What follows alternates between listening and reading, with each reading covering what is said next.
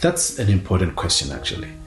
The question of whether Zimbabweans just need to be spectators and watch what is happening within ZANU PF, with the war veterans, and so on and so forth, or they need to participate, or do they need to have a view or a position around it.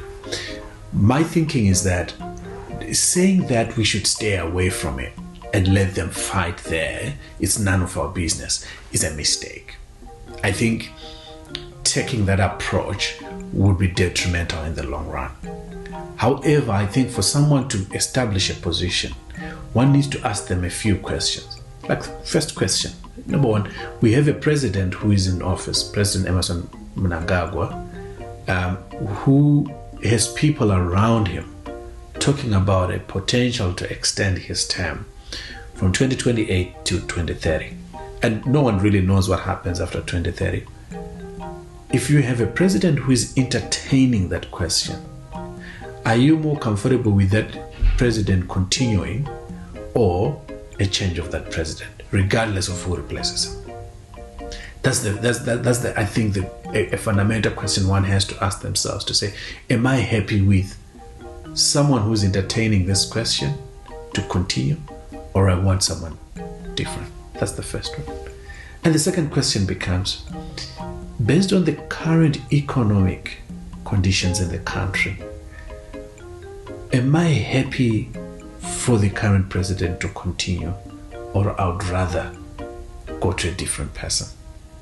That's a genuine question about how people are assessing the current circumstances under which they live, work, learn, and their being is being experienced. And that question one has to then answer and say, okay, for that reason, do I then support or not support? And the other question is, okay,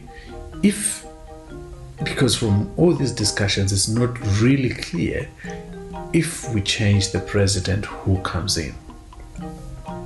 And how I look at it, or how one has to look at it, is to say, okay, what are the chances that the opposition at the moment are able to put together an outfit that would replace the current president?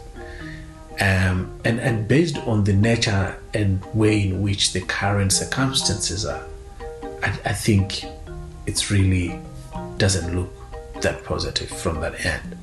Which means then whoever replaces is someone that is appointed by ZANU PF.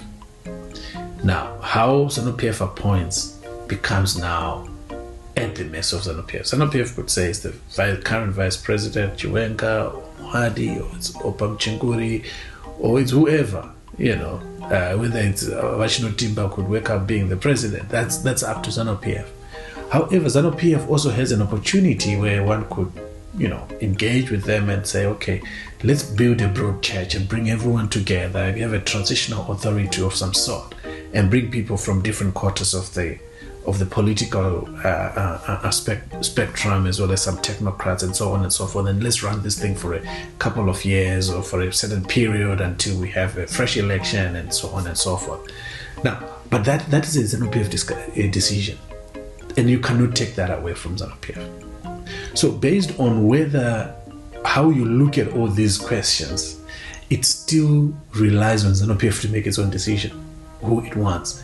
If it decides to give some form of benevolent leader who has a desire to bring people together, that's what ZANU PF then chooses to do, and build that broad church. But if ZANU PF says, it's our game, it is what it is.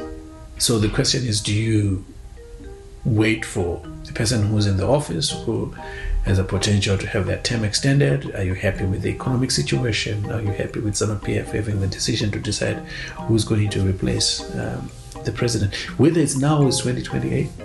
So that's what I think. But just folding hands and staying away from it, I think that would be a mistake.